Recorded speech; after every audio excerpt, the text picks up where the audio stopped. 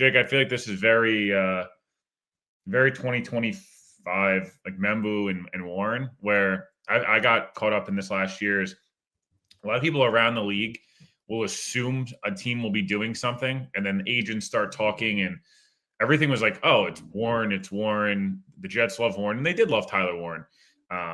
Everyone kind of assumed, hey, they have a need at tight end, and like they're just going to take Warren, right? That was just kept being like, oh, connecting the dots. And then it was like the Jets were just taking Membo, and like they legitimately really liked Kelvin Banks as well. That wasn't smoke.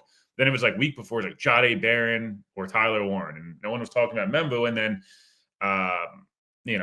that's who they ended up taking. This has felt like Arvell Reese has been the number 2 overall pick since week 1 of the college football season. David Bailey was unbelievable against Oregon, and he had a really, really good year. It was amazing against Oregon on New Year's Day with everybody watching and every Jets fan, rightfully so, watching to watch Dante Moore.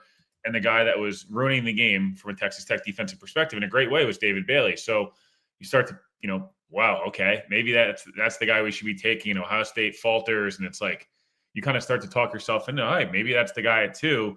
And then it felt like from the combine forward until about 2 weeks ago, Reese was chalk. And it felt like, the Jets, Connor Rogers calls this the Jets trial balloon, is like kind of start to felt like a lot of the talk was like everyone around the league assumes the Jets are taking Bailey. And it's like, I don't know. Is that because Robert Saleh wants David Bailey? Is that because the Cardinals want him? What's the reasoning behind that? Because the Jets have been pretty good about the leaks. Like it doesn't feel like things get out a ton at all. So to me, it was like if the Jets were predetermined taking a guy and leaking to everybody 2 weeks before the draft, that felt like very out of character. You can say what you want about Glenn and Muji, but they have been pretty good about keeping what they're going to do pretty close to the vest, generally speaking. So yeah, man, I still think it'll be Reese. I think their way they approach the offseason makes me feel even stronger it'll be Reese because they fixed a lot of the other needs. And Jake, the one thing on this defense, I love David Bailey, and this is not an anti-David Bailey thing. Like they take David Bailey, be like, hey, they took a really good pass rusher, man, and like I get it. My thing with Reese is like the floor is so high just as a player, and the ceiling is just incredible if he can reach even 50% of his pass rush potential. And the one thing I think they're missing on this defense, and I don't know if fans will agree with this and whatever, they still are missing the one guy on the defense that's like, this is the best athlete on the field, and we are going to be able to do a million different things with him. Minkah is the only other guy on this defense right now. They can move around, do different things. But Reese, I think, could be that guy. And if you can mix and match, where's Minkah lined up? Is he playing deep third? Is he playing in the box? Is he playing nickel? Where's Reese lined up on this play? Is he next to DeMario? Is he rushing from a wide 9 alignment? Is he lined up over the defensive tackle? Where's, is Osai and Kingsley? They kicked inside playing 4-eye, and then Reese and Willard screaming off the edge, and they're going to play with just one backer, and Minkah's going to play second backer. Like, there's just a lot of different things you can do creatively if you have a guy like Reese and same defense as a guy like Minkah and DeMario kind of instructing the band and the orchestra, if you want to call it that, along with Glenn. It feels like with Bailey, while he's a really good player and he's a really damn good pass rusher, you're a bit more predictable with Bailey and Will are going to be your outside linebackers on passing downs. And, I don't know. I like the Jets to have something that's different. They've kind of tried the traditional defensive alignment. Maybe now they go with a little bit of the unique kind of alien player at 2 overall. If they take David Bailey and it comes out, hey, part of the reason is he's safer. Glenn needs someone. That's probably the biggest red flag, right, Jake? That would be the biggest red flag if they right. Because I like Bailey. I don't want it to be an anti-Bailey thing, but when I hear multiple people in the quote unquote no say, well, they need someone right away for 2026 because the coach's job is in danger. To me, that's crazy. And what I don't get about that logic is some of what you were just saying.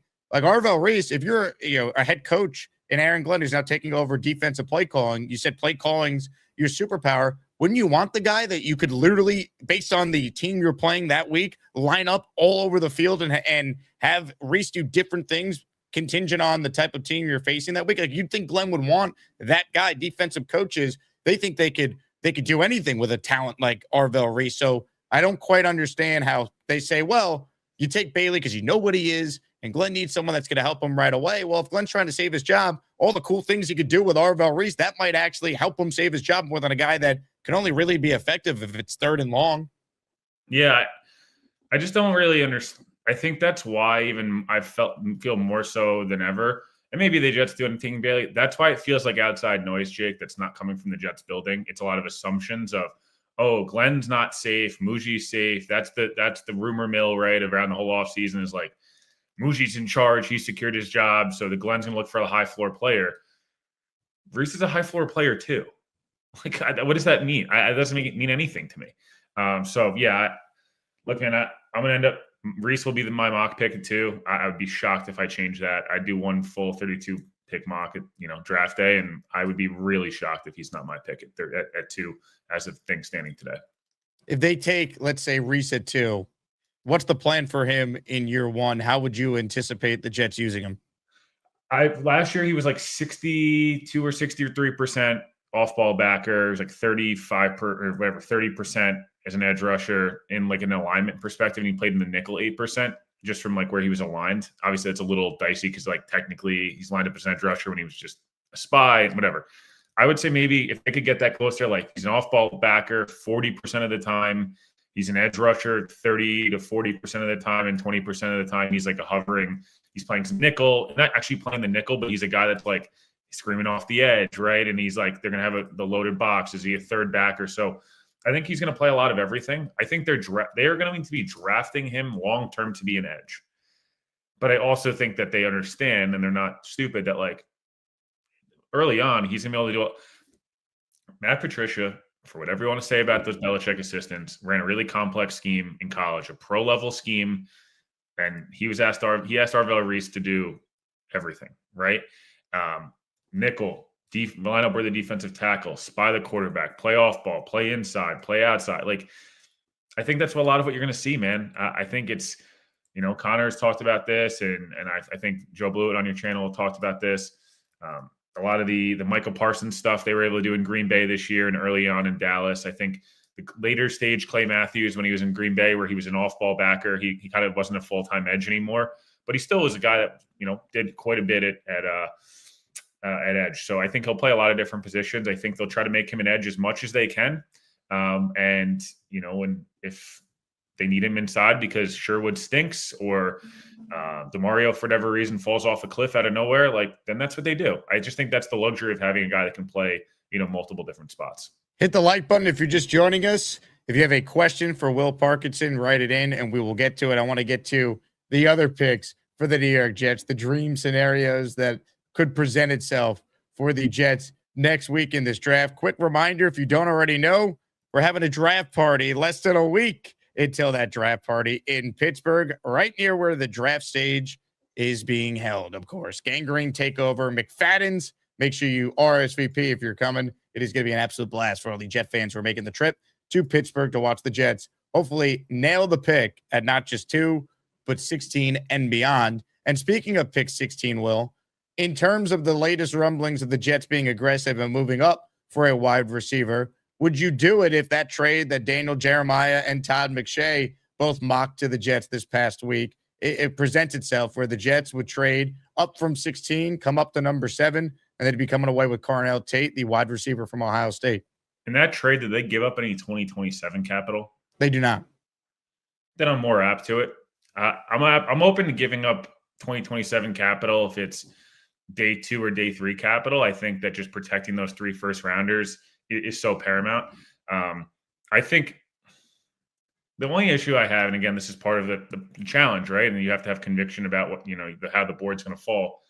I'd rather have Lemon in the 3 picks than Carnell Tate and none of those picks. Just I don't think they're that much of a difference in player that it's worth the additional things. But if you feel like the Jets are like the Garrett Wilson, Carnell Tate, and whoever we plug in, maybe we draft a guy on day 3, AD Mitchell is the dream room for us. We think it's going to nurture a young quarterback, and we think we can even draft another guy next year. We can sign a slot, whatever. Then sure, go for it, man. If that's your guy, then you should take him. I am a little hesitant to go that far. I think I'm more apt if Tyson or Tate are sitting there at like 10 or something like that, where it's just you can keep maybe one more of those top 103 picks. I'd feel a little bit better just because there is a lot of needs on this roster, and you're not trading up for a generation. You're not trading up for Jeremiah Smith or Julio Jones. But that said, man, if you walked away with round one with, round 1 and 2 of, I don't know, you kept pick 44, you kept 33, you kept one of them, and I don't know, let's just say they take McNeil Warren.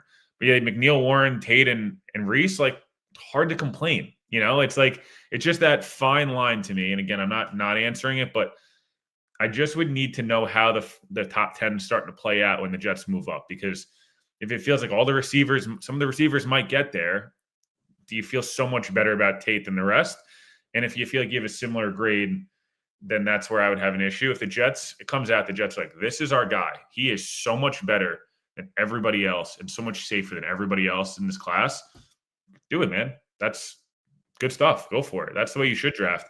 Again, if you feel like they're even, I don't know if I would be open to doing that, especially if you think you can get one of these other guys at 16. Is Lemon still your number one wide receiver? Yeah. I'm not going to probably be able to move off that one. I know Joe said it last night on our live, but like, if the Jets are on the clock at 16 and Lemon's still there and they take like a defensive lineman or like overdraft a safety, I'm going to rip my hair out. And it's not because, like, again, I think he's an awesome player. He would be I know people have their own opinions on Lemon and whatever. Not a single person had a complaint at USC, man. For 3 years, that guy was in stacked receiver rooms every year. He was the best receiver in college football last year. Best one. And everyone's like, he's very slow. Well, how come no one tackled him, Jake? Never was tackled. Was always open, produced double covered, triple covered. Hey, cool. Like, how come him and Omar Cooper? He has longer arms than Omar Cooper, by the way. Omar Cooper, 88% of his reps are in the slot. I love Omar Cooper as well. We don't talk. I mean, they're the same size. Like, I don't. He ran a tenth of a second faster, and that absolutely counts. And Omar Cooper's probably more dynamic with the ball in his hands. But it's just funny. We beat up on Lemon. Lemon's this guy that's gotten taken so much of the beating outside of that and Tyson's injuries. And it's like Cooper is talked about so positively. There's no negatives ever mentioned. Boston's talked about so positively. Tate, it's like all these guys have slight flaws. They're all probably ideally your 2 in an offense, but I don't know. I can't get over, man, the tweet, and I'm not going to call the analyst out because I like him as a person, but that if Lemon had Amon-Ra St. Brown's first 5 years, he wouldn't be worth a top 15 pick. It's really, I can't get over it. It's stuck in my mind for the last week.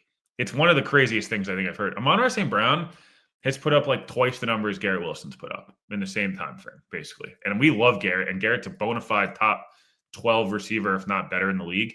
Amon-Ra's been an all-pro 3 straight years. It's like, oh, he's a slot guy.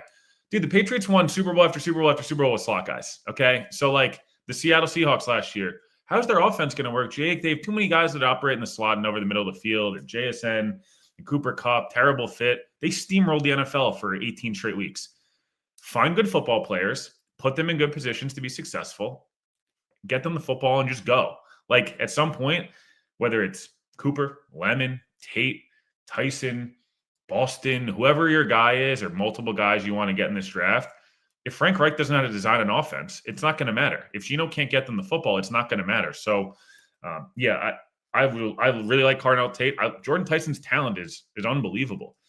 If the Jets feel amazing about his medicals and think they have the right sports science group to keep him soft tissue injuries in check, and they feel like they do a good job of monitoring and him throughout camp and ramping him up correctly, dangerous combo, right? Garrett and Jordan Tyson, dude, hell yeah. Again, it's just like get one of those 4 guys. At the end of the day, please, edge and receiver, take away your biggest 2 needs, and then you can operate best player available with safety, linebacker, D tackle, guard, tight end, the remainder of the draft. How scary would it be if they end up not taking a receiver on night 1? And then it's just giving me that panic of we're going to have to do – I kind of felt like this, Jake, in 2021, where I love AVT and I loved AVT here, and it was a necessary pick. But it was like – I know they end up with Elijah Moore, but it was like very scary of going into the year. It's like our best receiver is Corey Davis, who ideally is a 2/3, and Elijah Moore, who,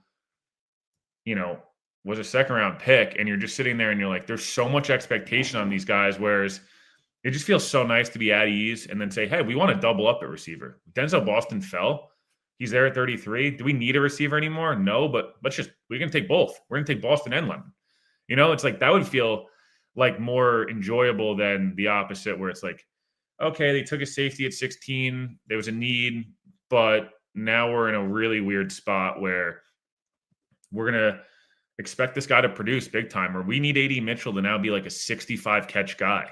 And I like AD. You had him on, he's on the show, and I think we saw a lot of flashes. But Jake, that's been his entire career. He should be a number 3 or a He's number 4 pass catcher. Big play guy that you can get pepper 4 to 5 targets a week. Some weeks it'll be 8, other weeks it'll be 2. I'm not sure that I'm there with him as your number 2 guy. I know the Jets don't think he's. They know they need a receiver. So I know they keep saying that publicly. That's no.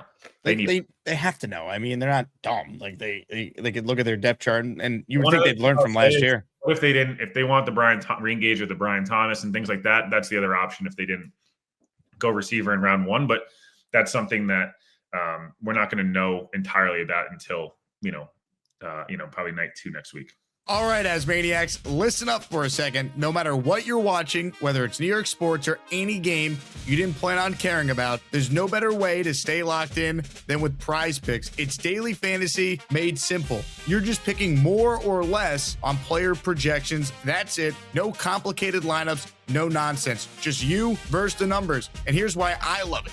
Even if it's a game you normally wouldn't care about, once you got a lineup going, you're locked in. Every play matters, every drive matters, every at-bat matters. I've been mixing sports too.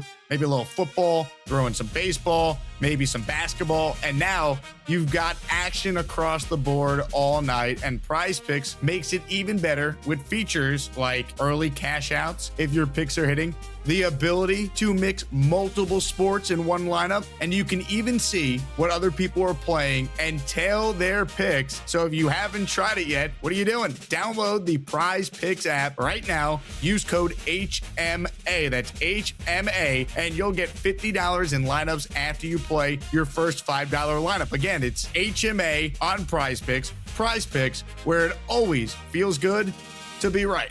One thing that we talked about with Will was that cut from Rich Domini on the Jets Collective saying that Denzel Boston could be in play at 16. I just want to get out in front of it. I would not take Denzel Boston at 16. I don't think he's fast enough to take that player at 16. I know speed is not everything, but he didn't even run the 40. I would not take that player at 16. I would take Denzel Boston potentially at 33. I would take Denzel Boston if I traded out of 16. But I don't think that's a wise investment by the Jets. I honestly, and I'm team weapon, so I want them to go up and get Carnell Tate. I've said that. But I'm honestly in favor of the Jets taking the guard Vega from Penn State instead of Denzel Boston at 16. Because I think you could get the same quality of receiver at 33 or 44 for settling for Boston at 16. I like Omar Cooper better than him. I like Mekhi Levin better than him. I like Jordan Tyson better than him. And I obviously like Carnell Tate better than him. And I don't hate the prospect. I just don't think he's worth the 16th pick in the draft. I think it's too rich for me. Oh, he's big and he's got a clean bill of health. That's not enough to take him at 16, I don't believe. Today's a big day for wide receiver discourse. 18 teams, according to Adam Schefter, are expected to go to Jordan Tyson's workout today in Arizona. Tyson was injured for the combine workouts, injured for his pro day workouts with the rest of Arizona State's players. So he's doing a separate workout for NFL teams. And apparently Tyson could go as high as the Giants at number 5.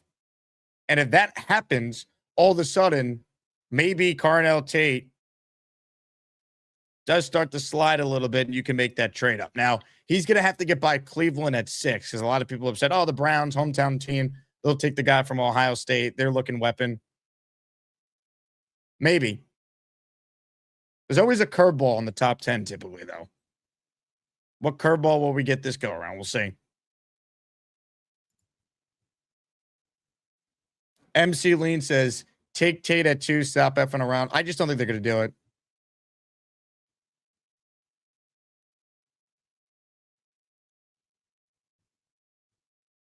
Veteran Jet fan says he's in on Boston. At 16, you take him? I wouldn't. Veteran Jet fan makes the case for him. Boston, 4 drops, 4 years, 20 touchdowns last 2 years. Great blocker, very good returner too if needed. Played in the slot. All fair. I don't know.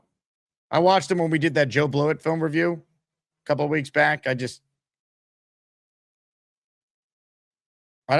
don't think Casey Concepcion and Denzel Boston are all that different. And I think you could wait. Now, if they took Boston, but they traded out of 16, that would be interesting. Jets are there at 16. Is there a player the Lions or the Vikings need? They want to come up a couple spots? And you move back, get an extra pick? Okay, I'll listen to that.